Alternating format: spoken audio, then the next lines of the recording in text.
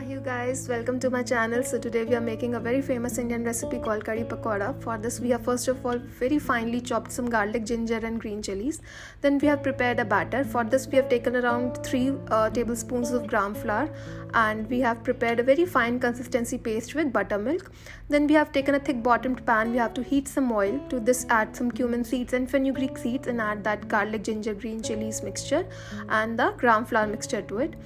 Stir it properly and then add some turmeric powder to it, around half a teaspoon, then some red chili powder as per your taste, and some salt again as per your taste.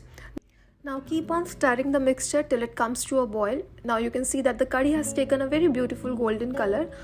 Do not turn off the flame yet. Keep it on a low flame and let it cook. Till then we can prepare the pakoras. For this we have taken around 5 to 6 teaspoons of gram flour. Add some water to it.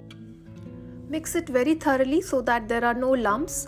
It has to have this thick flowing consistency as you can see in the video.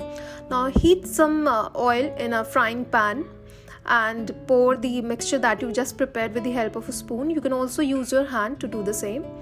Now keep the flame on low to medium, and this is how you can fry the pakoras, or you can call them fritters as well. Add these fritters to the curry, and then I have just transferred the curry to a nice bowl. Now to prepare the tempering, I have heated some oil in a tadka pan.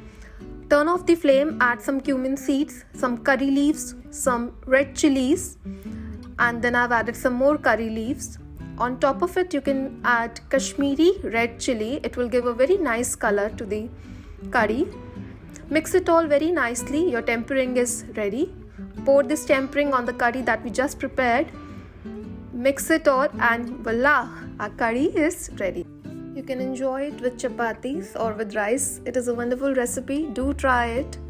You will definitely enjoy the recipe. Please like, share and comment, and do subscribe to my channel.